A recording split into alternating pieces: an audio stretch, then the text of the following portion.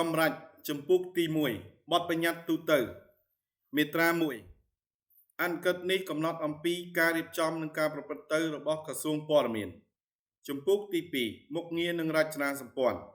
មាត្រា2ក្រសួងព័ត៌មានបំពេញមុខងារដូចខាងក្រោម1ដឹកនាំនិងគ្រប់គ្រងវិស័យព័ត៌មាននិងសោតទស្សន៍នៃប្រជាណាចក្រកម្ពុជារួមមាន1.1បំពេញមុខងារក្នុងក្របខ័ណ្ឌច្បាប់ស្តីពីការបង្កើតក្រសួងព័ត៌មានច្បាប់ស្តីពីរបបសារព័ត៌មាននិងលិខិតបទកថាគតិយុត្តដែលពាក់ព័ន្ធនឹងវិស័យព័ត៌មាននិងសោតទស្សន៍ដើម្បីធានាដល់សណ្ដាប់ធ្នាប់សារព័ត៌មានសេរីភាពខាងសារព័ត៌មាននិងសេរីភាពខាងការបោះពុម្ពផ្សាយទាំងក្នុងប្រព័ន្ធផ្សព្វផ្សាយបុរាណនិងប្រព័ន្ធផ្សព្វផ្សាយបែបថ្មី